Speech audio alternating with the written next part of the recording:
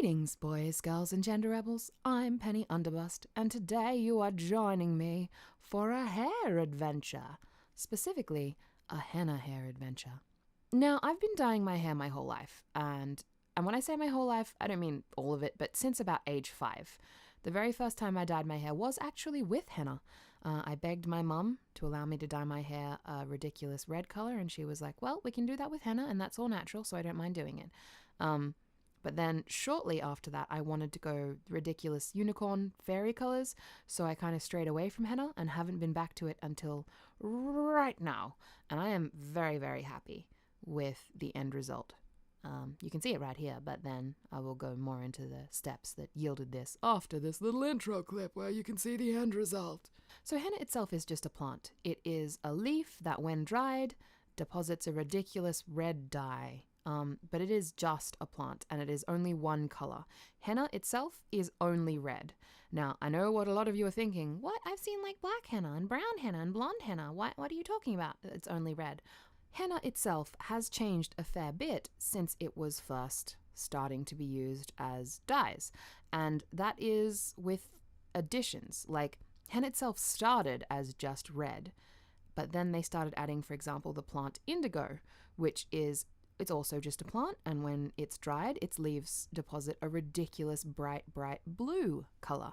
So they started adding indigo to the henna, which yielded a different color. And then they started adding various minerals and metals and stuff like that also in with the henna, and this yields a bunch of different colors.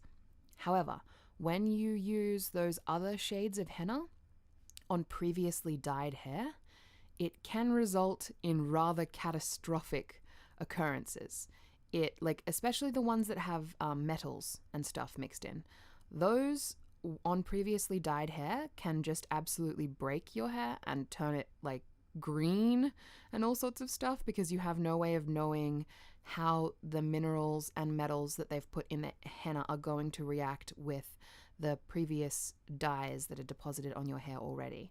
However, if you stick with just 100% henna, like I used here, there should not be any damage whatsoever or any weird unknown colors resulting from previously dyed hair. I did a fair bit of research and that's what I yielded every time. However, I could be wrong because I haven't experimented on this on anyone other than my own hair, so maybe there are some risks to 100% henna, but I couldn't find a single story that indicated that there was on the interblats. Yeah, so henna starts off this ridiculous bright green color and it actually smells very strongly of matcha. So if you are a person who enjoys like earthy smelled things, you'll probably really enjoy putting henna in your hair, like me. But if you are a person who's like, ew, that smells like a barn, you probably won't enjoy having henna in your hair. Like, yeah, I really like it though. It is a smell that brings me a lot of comfort. So you basically don't have a specific quantity of water to mix in with your henna either. You're just going for a consistency, and each henna will have a different set of directions on its pack, but kind of the TLDR, the very basic version of it, is that you want to have a little bit of acidity mixed in with water. And the acidity can be in the form of lemons or limes or vinegar or fresh brewed coffee or fresh brewed tea. And I opted for the easiest option in my house, which was fresh brewed coffee. And I just used like a cup of fresh brewed coffee, and probably once all said and done, I probably used about 3 cups of liquid, but the rest was just in the form of distilled water. There isn't a specific amount though that you are supposed to mix in. You just have to keep mixing liquid until your henna has reached this like yogurty pudding-like consistency. And I actually wish that I had have added a little bit more liquid to my henna than was asked for on the pack, because the next step is actually letting the henna cure overnight. You want to let the henna cure before you put it in your hair. It will yield much better color payoff if you do. So I left mine to actually cure overnight, but as long as you leave it for 2 hours, it's fine. But as it's curing, some of the moisture will evaporate, especially if you live somewhere as dry as I do, which is Phoenix, Arizona. If you live somewhere super humid, you probably won't have that issue, but if you live somewhere really dry, I actually recommend adding a little bit more liquid to your henna than is requested, so that if some of the liquid evaporates overnight, you still have plenty of moisture in your henna for the next day. Now, that being said, my henna was a little bit on the dry side when I was applying it to my hair, and it still worked completely. There was no downsides to not having my henna perfectly mixed. There was no issues with my henna not being perfectly the right ratios or consistency. It worked just fine. This is what my henna looked like after it had been left to cure overnight. So the starting color was like a bright, bright green, and then as you can see here, it's kind of into like a muddy red color. Yeah, it's quite pretty. But yeah, I just kind of spackled it on my head using my hands. I have way too much hair and I am way too lazy to go with the traditional hair dye method of using one of those tiny, tiny little brushes and then individually like shingling off layers of your hair and coating it with dye layer by layer. Like, I have too much hair for that. I could not be bothered, to be perfectly honest. So I just literally grabbed handfuls of the stuff and matted it in my hair the same way that I've always done every dye. If you're like me too and you have a lot of hair / are lazy, this should work for you. You just have to make sure that your hair is properly coated. So spend a long time searching through your hair for any like dry patches and make sure that they're properly coated in henna. Now with henna, as with all hair dye, more is better than not enough. So don't skimp on dye for your first application. Should you want to use henna again in the future, you could probably have a more precise idea of how much you need, but I recommend going in favor of having way too much than not having enough. And I actually used 2 packs of henna for this, which is 200 grams. And I am the sort of person who normally uses 4 box dyes to adequately cover my hair. So if 2 packs of henna is equivalent to 4 box dyes, most people will be okay with just 1 pack. And like just 1 pack will be enough to really overkill their hair. But if you are like me and the sort of person who has ridiculous quantities of thick hair that just don't quit, then yeah, you'll probably need 2 or 3 packs. I bought 3 packs, but I only ended up needing 2, which is really nice. And also, henna is 100% permanent. It is very, very unlikely that henna is going to fade. So like it will fade naturally, like via the sun fading your hair, the same way that your sun fades your natural hair color, but it's not going to wash out in the shower or anything like that. So it's unlikely that you will need to retouch the full length of your hair with henna.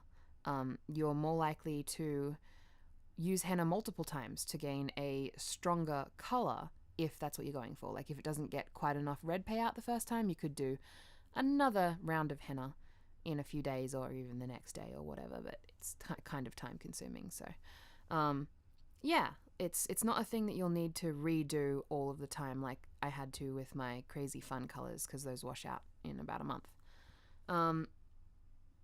Something else to note about henna, it does actually take a few days to cure, and that's after you've washed it out. So I left my henna in for about 5 hours, which is, honestly, I reckon 5 hours is about the minimum amount of time that you want to do it.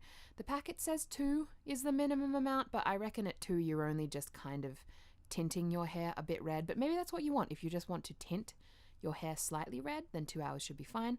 But I reckon 5 hours is around the minimum to get a proper dye payoff. If you can sleep with it in your hair overnight, that would be ideal. But I have way too much hair and it's way too heavy for me to do that. It was just ridiculously uncomfortable to think of. So after about the 5 hours that it was curing in my hair, I washed it out with cold water and then let it dry, and it actually took 3 days to reach this final color that it's at now. It started out a very, very bright copper, like to the point that it almost looked orange, and it slowly faded into this more rich, deep, carroty auburn sort of color, which I really, really enjoy. Some more things to note before you dye your hair with henna.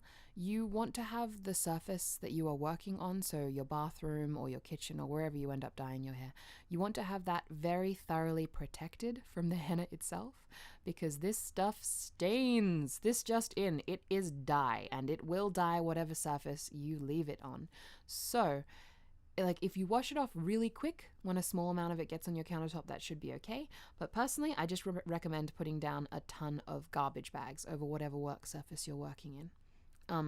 That's what I did. I just put down some hefty sacks, and that way any drop that fell just landed on a garbage bag rather than on my countertops. Yeah.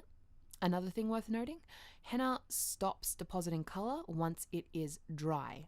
So you want to make sure your hair is like wrapped in like cling film or plastic bags, which is what I did, or basically anything that is moderately airtight to help prevent your henna from drying out whilst it is on your hair.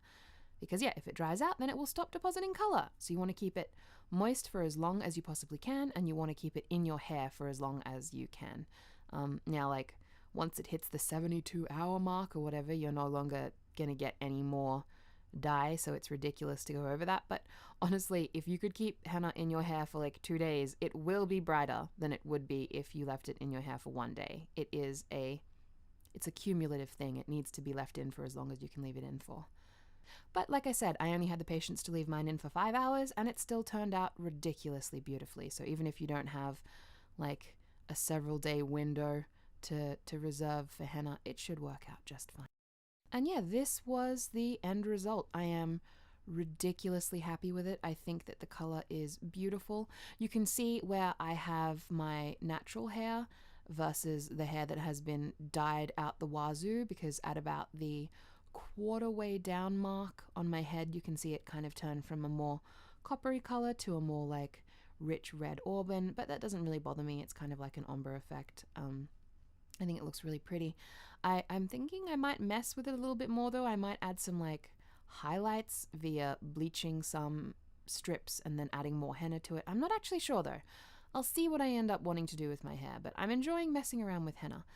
If you have any experience dyeing your hair or your skin with henna, I would love to hear about it. I'm really interested in henna at the moment, and I'm doing lots of research, reading a lot of articles and stuff, but I really love anecdotes and like personal people's experiences, because I think that they often carry the outliers.